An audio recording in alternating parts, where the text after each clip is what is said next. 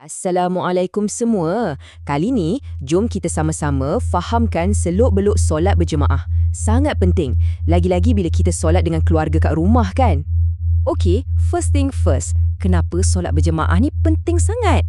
Tengok ni, hadis riwayat Muslim sebut pahalanya 27 kali ganda lebih baik dari solat sorang-sorang. Bayangkan 27 darjat, bukan sikit-sikit tu. Ini menunjukkan betapa besarnya nilai solat bersama-sama. Jadi, apa yang kita akan cover? Mula-mula, kita tengok posisi yang betul dalam solat. Lepas tu, kita sentih pasal syarat wajib dan sah. Ketiga, kita akan kenal pasti apa yang boleh batalkan solat kita. Dan akhir sekali, kita buat satu rumusan ringkas. Okey, kita masuk bab pertama. Posisi yang betul masa solat.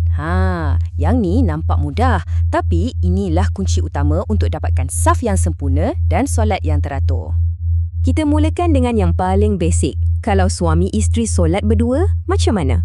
Senang je. Suami jadi imam kat depan dan isteri sebagai makmum berdiri betul-betul di belakangnya. Satu saf di belakang. Okey, situasi kedua. Bapa solat dengan anak lelaki. Kat mana anak tu nak berdiri? Dia akan berdiri di sebelah kanan ayahnya. Tapi, cuba perhatikan betul-betul. Kedudukannya tu sedikit ke belakang tau. Bukan sebaris.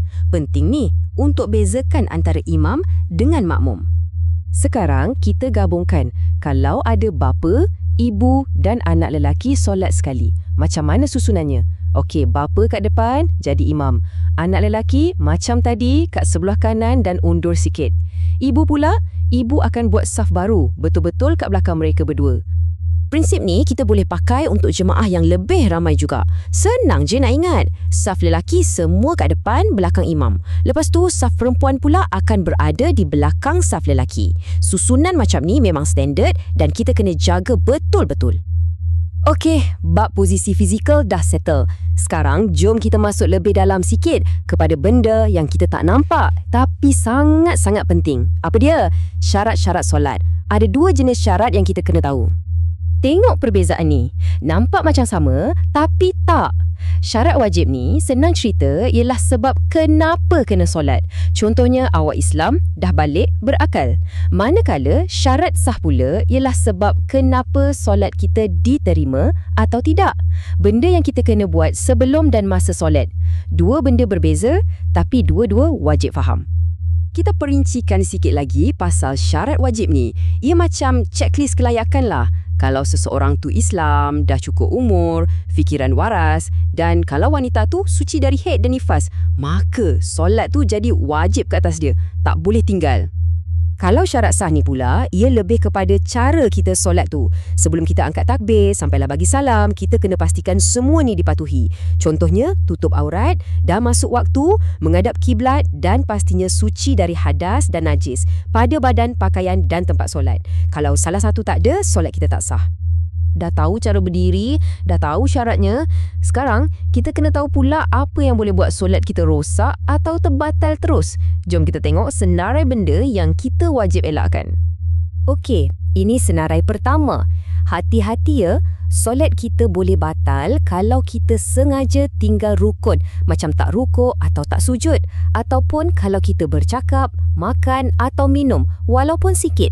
Lagi, kalau tiba-tiba berhadas, terkena najis atau aurat terbuka. Semua ni kalau jadi, terus batal solat. Kena mula balik.